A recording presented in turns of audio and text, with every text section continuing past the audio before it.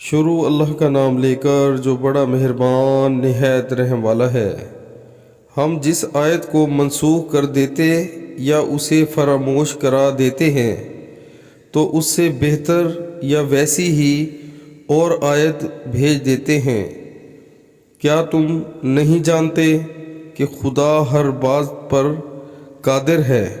سبحان اللہ۔ پیارے مسلمانوں، اللہ تعالیٰ ہمیں 5 وقت بعد جماعت نماز پڑھنے کی توفیق عطا فرمائے اور قرآن پاک ترجمے کے ساتھ سن کر اس پر عمل کرنے کی توفیق عطا فرمائے۔ پیارے مسلمانوں، ہمیں ہر ٹائم دل میں یہی خوف رکھنا چاہیے جو حقیقت ہے کہ اللہ تعالیٰ ہر چیز پر قادر ہے۔ کوئی پتا دنیا میں نہیں ہلتا یا گرتا جو اللہ کو معلوم نہیں۔ تمام کائنات کا جو کنٹرول ہے وہ سب اللہ کے ہاتھ میں ہے۔ اللہ تعالیٰ نے ہمیں پیدا کیا ہے اور ہم سب نے اللہ تعالیٰ کے پاس جانا ہے، تو پھر ہم کیوں اس چیز سے غافل ہیں کہ اللہ تعالیٰ کی عبادت کرنا ہی بھول جاتے ہیں۔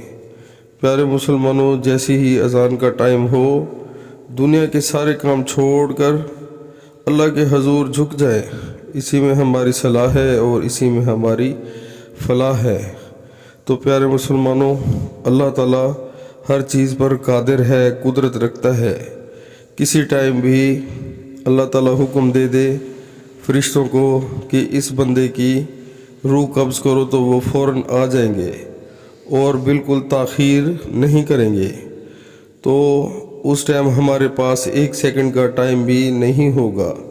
تو جو اللہ تعالیٰ نے موقع دیا ہے اس سے فائدہ اٹھا لے، آج ہی سچی توبہ کریں، شیطانی کاموں کو چھوڑ دیں اور دین اسلام میں مکمل داخل ہو جائیں۔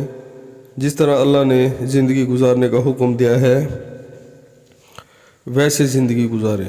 تو پیارے مسلمانوں، بہت افسوس سے کہنا پڑتا ہے کہ ہم بالکل بھول چکے ہیں کہ ہم نے اللہ کے پاس جانا ہے۔ ہمارے دل میں اللہ کا خوف بالکل نہیں رہ گیا، کیونکہ 95% لوگ جب اذان ہوتی ہے تو وہ نماز کو اگنور کر دیتے ہیں اور اللہ کے آگے نہیں جھکتے۔